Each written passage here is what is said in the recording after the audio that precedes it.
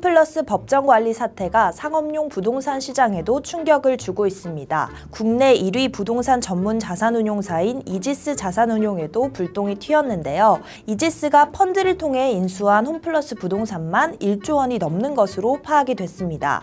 오늘은 이지스가 설정한 펀드들이 처한 상황을 자세히 살펴보도록 하겠습니다. 더벨 건설부동산부 정지연입니다.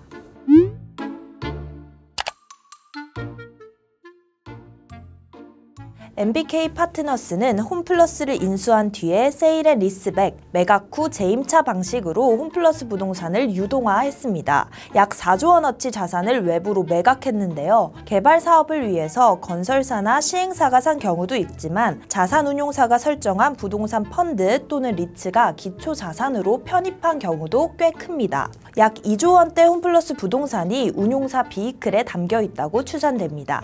홈플러스 부동산을 기초 자산으로 한 펀드 상품이 만들어질 수 있었던 건요. 홈플러스가 자산을 매각한 뒤에도 10년, 20년 장기 임차를 약속했기 때문인데요. 임대료가 꾸준히 들어올 걸로 보고 이 돈으로 대주단들에게 이자도 갚고 에쿼티 투자자들에게 배당도 지급하는 그런 구조를 짰습니다.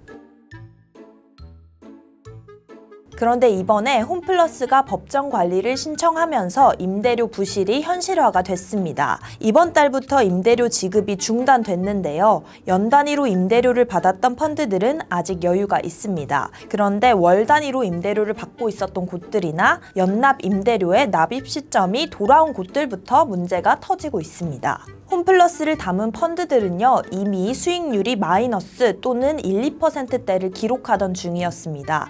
그러니까 에쿼티 투자자들이 약속된 만큼 배당을 받지 못하고 있었다는 의미입니다. 이번에 임대료까지 밀리게 되면요, 대출을 해준 금융기관도 이자를 받기가 어려워질 전망입니다.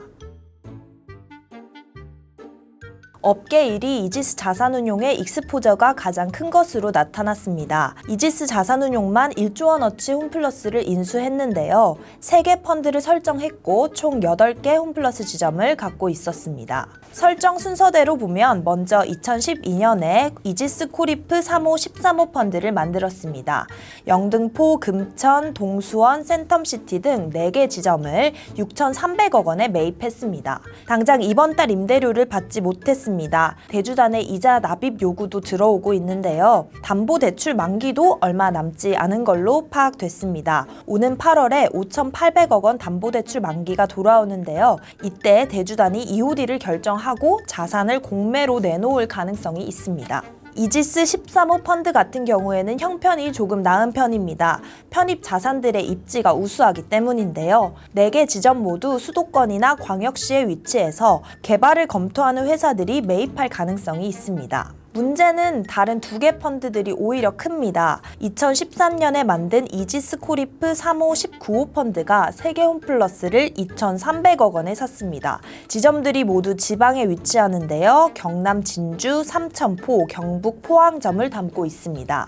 2023년이 원래 만기였는데 이때도 매각이 안 돼서 2027년으로 대출을 연장을 받은 상태입니다. 이 펀드에서 임대료 미납이 장기화하며 문제가 커질 수 있습니다. 지방 소재 지점들이기 때문에요. 자산이 단기간에 매각될 가능성은 상당히 낮습니다. 펀드 청산이 어려워지는 상황에 처할 수 있다는 뜻입니다.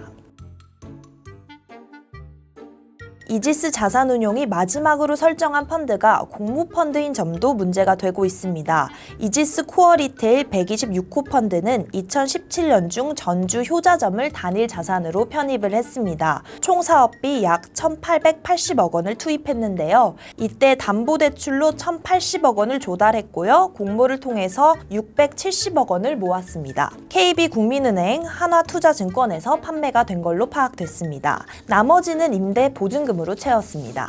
이 펀드 상황도 앞선 펀드들의 상황과 비슷합니다. 2020년부터 엑시트를 목표했는데요. 자산 매각이 불발됐습니다. 최근에 담보대출 만기를 6개월 연장해서 오는 8월에는 1,000억 원을 갚아야 되는 상황입니다. 임대료도 연체가 시작됐습니다. 에쿼티 투자자들은 2023년부터 배당을 한 푼도 받지 못하고 있었는데요. 여기에 임대료까지 밀리기 시작했기 때문에 앞으로는 대주단도 이자를 받지 못하게 되는 상황에 처할 확률이 높습니다. 공모 비이클로 홈플러스를 인수한 경우가 또 있습니다. 유경 PSG 자산운용은 2020년에 유경 공모 3호 펀드를 만들었습니다. 총 3천억 원을 들여서 홈플러스 울산, 구미 광평, 시화 등 3개 지점을 매입했습니다. 1,000억 원 정도를 공모로 모집했고요. 2천억 원을 대출받았습니다. 당초 만기는 지난 2월이었습니다. 마찬가지로 오랫동안 자산 매각을 추진했지만 되지 않았고 홈플러스 법정 관리 사태가 터지기 전에 대출 만기를 연장을 했습니다. 2028년 2월 다시 리파이낸싱을 해야 됩니다. 펀드 수익률 이미 마이너스인 상태입니다. 마찬가지로 임대료 부실 리스크가 있고 2028년경에 매각 여부도 불투명합니다. 최근에 입찰에서 나온 최고가가 매입가 3천억 원의 80% 수준인 2,600억 원대였습니다. 추후에도 투자자들 원금 손실 가능성이 큽니다.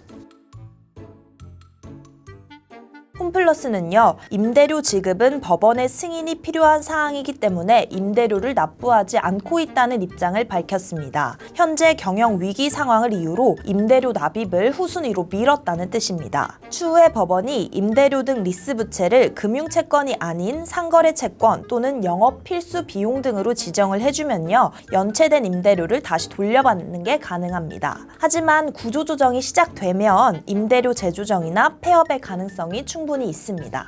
결국 법원의 결정에 따라 펀드들의 운용 방향도 정리가 될 걸로 보입니다. 모쪼록 투자자들의 피해가 최소화되고 상업용 부동산 시장 리스크도 해소되길 기다리겠습니다. 홈플러스 법정관리 사태와 관련한 더 자세한 내용이나 앞으로 진행될 상황은 더벨 기사를 통해 확인해주세요.